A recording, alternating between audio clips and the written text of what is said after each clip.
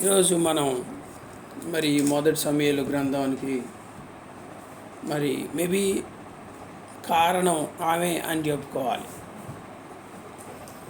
ఎందుకంటే అమెరికాకి 1776లో స్వాతంత్రం వచ్చిందంట. అమెరికాకి 1776లో స్వాతంత్రం వస్తే అప్పట్లో ఉన్నటువంటి ఆ దేశ మేబీ పౌరులు, పెద్దవాళ్ళు, మరి వాళ్ళలో చాలామంది భక్తిపరులు ఉన్నారన్నమాట. వాళ్ళు అమెరికా యొక్క భవిష్యత్తుకు సంబంధించినటువంటి ఒక పత్రాన్ని, ఒక అగ్రిమెంట్ మీద సైన్ చేసేటప్పుడు వాళ్ళు ఒక మాట రాసుకున్నారంట. ఈ pluribus unum out of many one అనే ఒక మాట. రెండోది and in God we trust అని రాసుకున్నారు.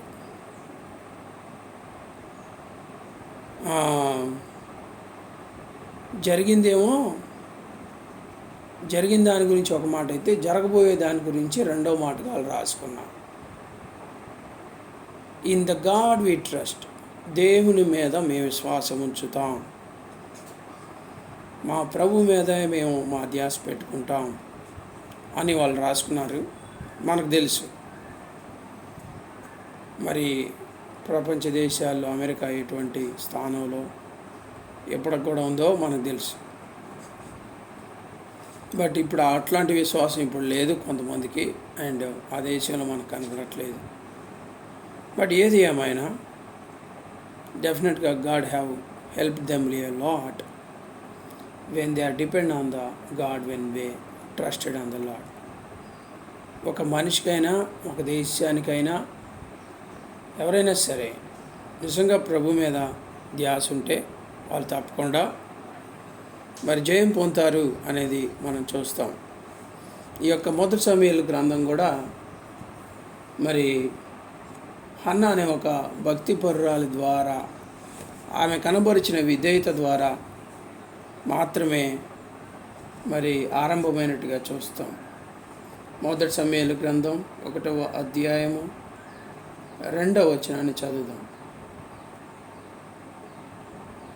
చదవండి ఒకరు.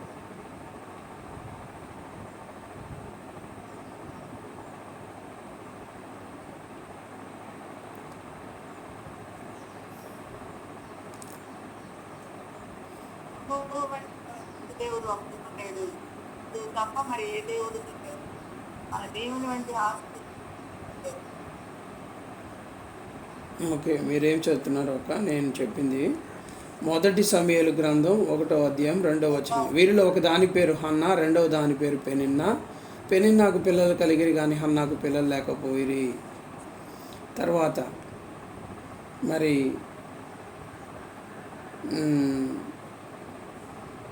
5వ వచనం. హన్నా తనకు ప్రియముగా నున్నందున ఆమెకు 2 పాళ్ళు ఇచ్చుచూ వచ్చెను. యెహోవా ఆమెకు సంతు లేకుండా చేసెను.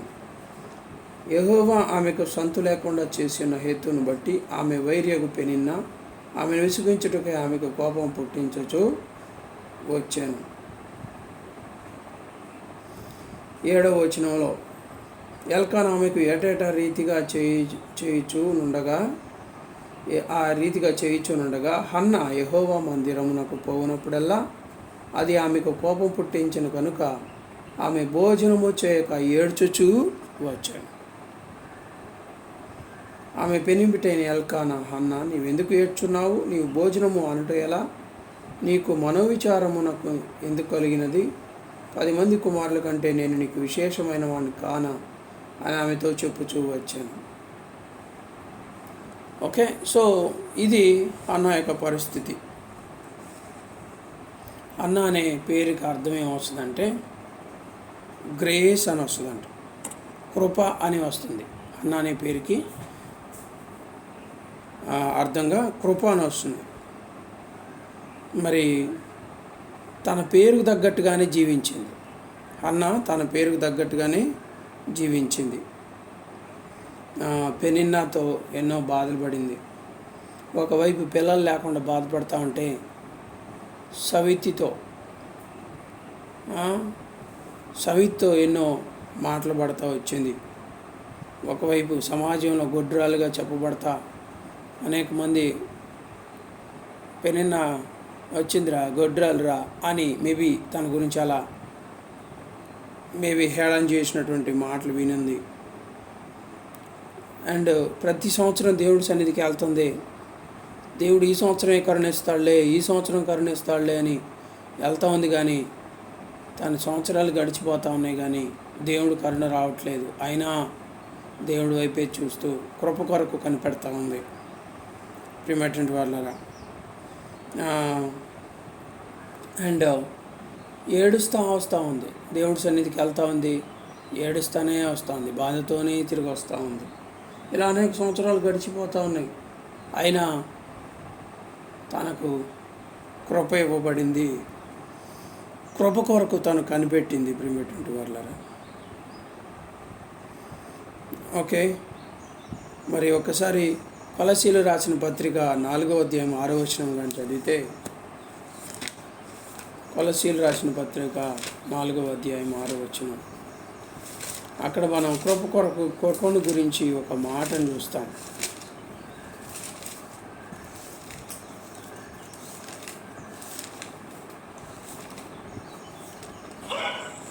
ప్రతి మనుషునికి ఎలాగూ ప్రత్యుత్తరం ఇయ్యవలెనో అది మీరు తెలుసుకొనుటకై మీ సంభాషణ ఉప్పు వేసినట్టు ఎల్లప్పుడూ రుచిగలగాను కృపా సహితముగాను ఉండనీయుడి. అక్కడ ఏమన్నదంటే రుచిగలదిగాను కృపాసహితముగాను ఉండనివ్వుడి అనుంది. ఓకే, కృపాసహితముగా అనే మాటని మనం అర్థం చేసుకోవాలి. ఉప్పు వేసినట్టుగా కృపాసహితముగా అంటే రుచిగలదిగా. ఇంకోటి ఏముంది? ఉప్పు వేసినట్టుగా రుచిగలదిగా కృపాసహితముగా ఉండవలెను. సో ఆమె జీవితంలో మరి నిజమైనటువంటి కృపాసహితం కలిగినటువంటి రుచిగలదానిగా ఆమెను చేశాడు ప్రభు. ఎలాగంటే మరి తను ప్రభువుని నమ్మింది. దేవుని సన్నిధికి వెళ్ళినప్పుడు ఇంక నిర్ణయం తీసుకుంది, నీవు ఈసారి నాకు దీవించాల్సిందే ప్రభువా అని దేవుడితో బారో చేసింది. బారో అంటే ఏంటో తెలుసా?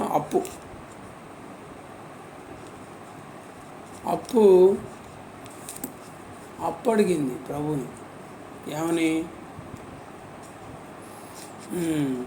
నువ్వు నాకు ఇది ఇస్తే నేను నీకు ఇది ఇస్తా, రైట్? నువ్వు నాకు కానీ ₹1,00,000 డబ్బులు ఇస్తే నేను మరలా సంవత్సరం తిరిగి వచ్చేటప్పటికి ₹1,00,000కి 24,000 జోడించి 1,24,000 నీకు ఇస్తా.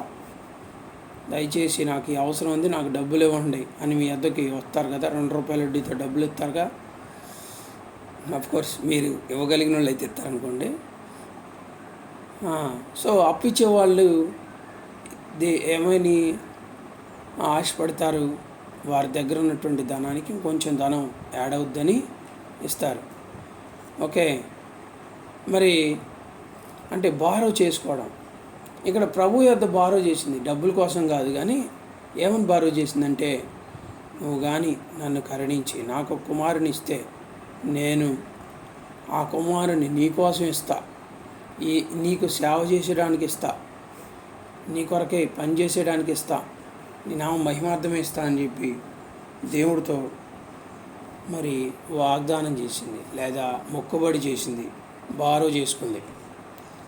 దేవుడు ఆమెను కరుణించాడు. చూసారా? యాక్చువల్గా తను ప్రార్థన చేస్తూ ఉంటే కొంతమంది మిస్అండర్స్టాండింగ్ చేసుకున్నారు. ఎవరో కాదు, దైవజనుడిని ఏలియే. ఏమమ్మాయి తాగొచ్చావా ఏంటి, పెదాలకు మాత్రమే కదులుతున్నాయి, మాటలు రావట్లేదేంటి అని ఆయన తను మిస్అండర్స్టాండ్ చేసుకున్నా కూడా ఓపికతో తాను కనిపెట్టింది, రైట్? ఆమె దేవుణ్ణి ప్రేమించింది, దేవుడికి లోబడ్డది, ప్రియమైనటువంటి వాళ్ళరా, తన యొక్క విశ్వాసాన్ని నిలుపుకున్నది, తన ప్రేమను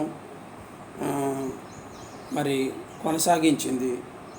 సో దాని ఫలితం తనకి జయం వచ్చింది. కాబట్టి ఎండ్యూరెత్ అని మాట ఉంటుంది. ఎండ్యూరెత్ అంటే భరించడం. So facing it. అండ్ ఇంకో మాటలో చెప్పాలంటే దాన్ని కనిపెట్టడం, ఎదురు చూడడం. సో కాబట్టి ప్రియమైనటువంటి వాళ్ళరా,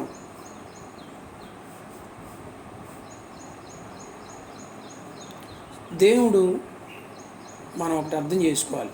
దేవుడి గురించి, దేవుడు ఏదో భక్తిపరులైన వారు, ఫలానా వాళ్ళ ద్వారానే పనిచేస్తాడు అని మనం అనుకుంటాం. No, God will work through common people. దేవుడు ఎవరి ద్వారానే పనిచేయగలడు, ఎస్పెషల్లీ మరి సామాన్యమైనటువంటి ప్రజల ద్వారా పని చేస్తాడు అని మనకి ఇక్కడ హన్నా ద్వారా తెలుస్తూ ఉంది. ఎలాగంటే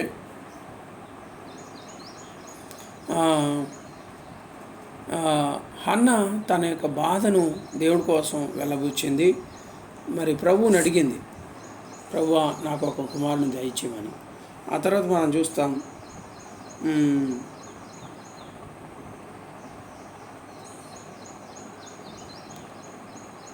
రైట్,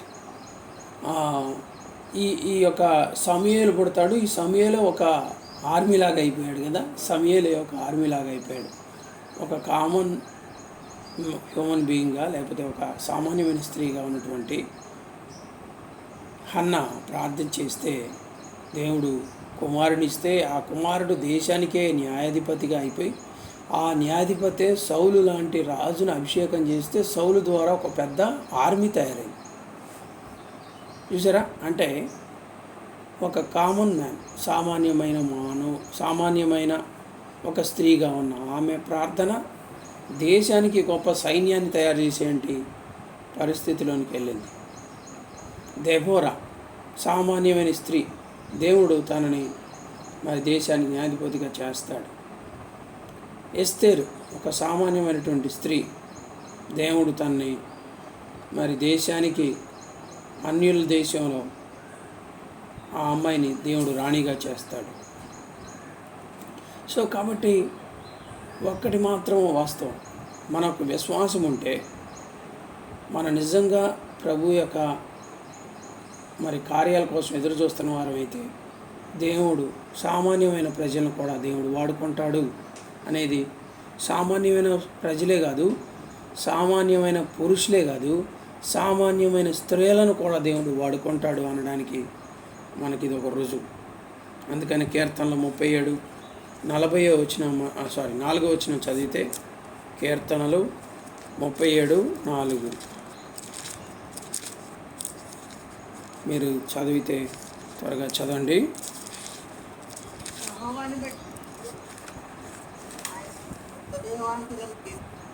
మీ వాయిస్ వినపడతలేదు. యెహోవాని బట్టి సంతోషించుము, ఆయన నీ హృదయ వాంఛలను తీర్చును. యెహోవాను బట్టి సంతోషించుము. ఇంగ్లీష్లో ఉంది, delight your self also in the lord and he షిల్ give you the desires of your heart. So యెహోవాను బట్టి delight your self in the lord. ఎంతమంది ప్రభువుని బట్టి సంతోషిస్తున్నారండి ఈ రోజుల్లో? ప్రభువుని బట్టి ఎంతమంది సంతోషిస్తున్నారు చెప్పండి? కానీ ప్రభువుని బట్టి ఎవరైతే సంతోషిస్తామో వారి యొక్క హృదయ వాంఛలు తీరుతాయని దేవుని యొక్క వాక్యాన్ని చూస్తున్నాం. ఎస్ ప్రియమైనటువంటి వాళ్ళరా, సో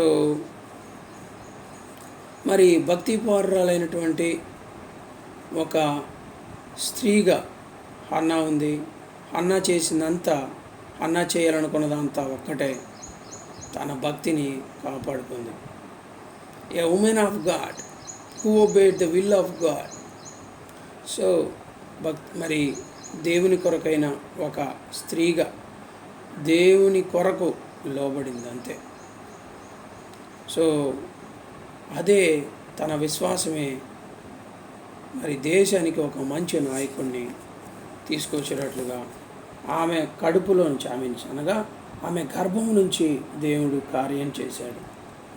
కాబట్టి ప్రియమైనటువంటి వారులారా, మరి ఎంతో మనం చూస్తాం, ఎంతో మోసం జరిగినట్టుగా, ఎంతో రక్తపాతం జరిగినట్టుగా, ఎంతో కన్ఫ్యూజన్, కలవరము ఈ మొదటి సమయాల గ్రంథంలో మనం చూస్తాం. కానీ మరి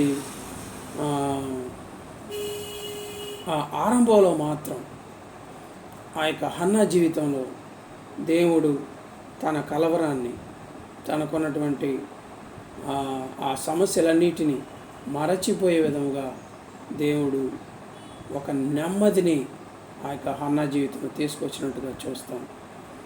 ప్రియమైనటువంటి వాళ్ళరా, కాబట్టి దేవుడు మరి హన్నా లాంటి భక్తిపరులైనటువంటి స్త్రీల కోసం ఎదురు చూస్తూ ఉన్నాడు.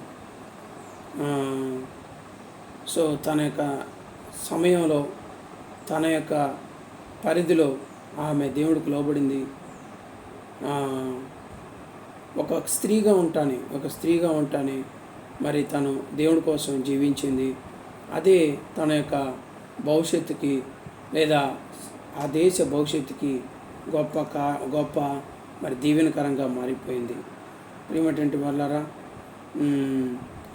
she served the God simply by being a woman and doing what only a woman could do. Right, ఉమెన్గా తను ఏమి చేయాలో అది చేస్తూ వచ్చింది.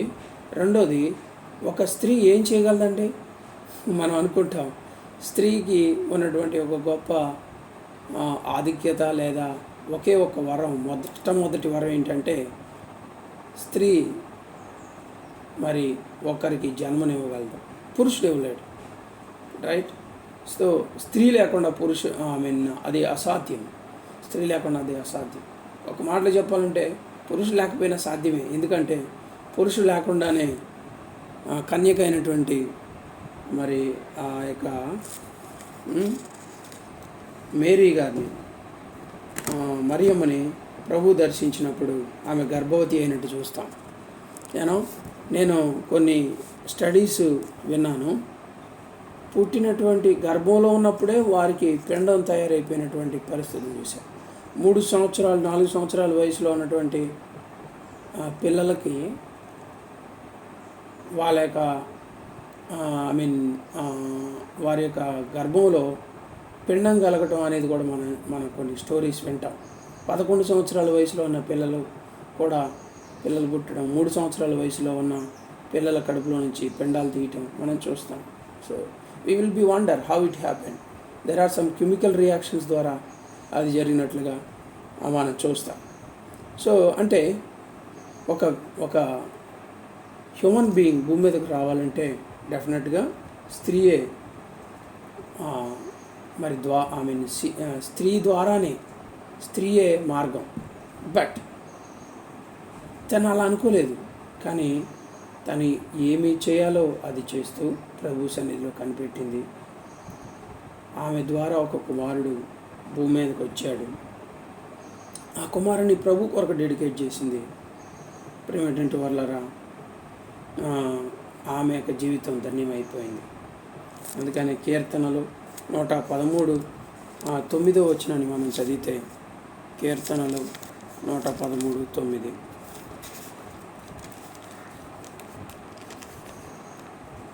ఆయన సంతులేని దాన్ని ఇల్లాలుగాను, కుమారుల సంతోషము గల తల్లిగాను చేయును, యెహోవాను స్తుతించుడు. తన జీవితంలో అది నెరవేరింది. తనకు మొట్టమొదటిగా పుట్టినటువంటి కుమారుడిని ప్రభుకి ఇచ్చేసింది. ఆ తర్వాత మనం చూస్తాం ఆమెకు ఎంతమంది కుమారులు, ఆ తర్వాత 5 సంతానం కలిగినట్టుగా చూస్తాం. ఇఫ్ ఐఎమ్ నాట్ రాంగ్ 3 అబ్బాయిలు, మరి 2 అమ్మాయిలు పుట్టినట్టుగా మనం చూస్తాం. Right. Where is this?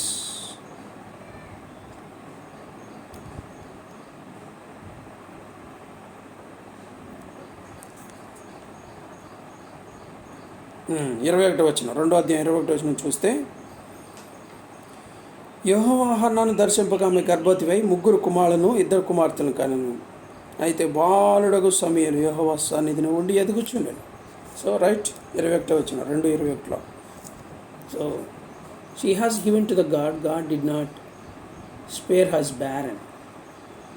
Even మరి ఆమె సంతానం లేని సమయంలో ఆమెకు దేవుడు సంతానాన్ని ఇస్తే, అది దేవుడికి ఆమె ఇచ్చేస్తే ఆమెని 3 కుమారులు కలిగిన తల్లిగా, మరో 2 కుమారులు కలిగిన తల్లిగా దేవుడు దీవించాడు.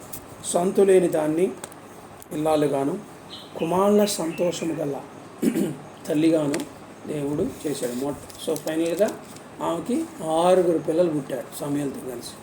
Wonderful right. సో కాబట్టి అన్న లాంటి భక్తిపరురాలైనటువంటి స్త్రీని ఉదయకాలం మనం గుర్తు చేసుకోవడం మనకెంతో ధన్యం. మరి మన యొక్క కుటుంబాల్లో ఇటువంటి విశ్వాసం కలిగిన వీర వనితలు, స్త్రీలు ప్రభు కొరకు జీవించాలని మనం ఆశపడదాం, ప్రార్థన చేద్దాం. మీలో అనేక మందిని ప్రభు అట్రీతిగా మరి హన్నా లాంటి ప్రార్థనాపరురాలైనటువంటి బిడ్డలుగా చేయనట్లుగా, మరి అనేక మంది సమూయేలు లాంటి గొప్ప దైవజనులు మరి లెగవగలుగునట్లుగా, మన వంశముల నుంచి బయటకు వచ్చినట్లుగా, ప్రభు కొరకు జీవించినట్లుగా మనము ఆశపడదాం, ప్రార్థన చేద్దాం. దేవుడికే మహిమ. God bless you. ప్రార్థన చేద్దాం.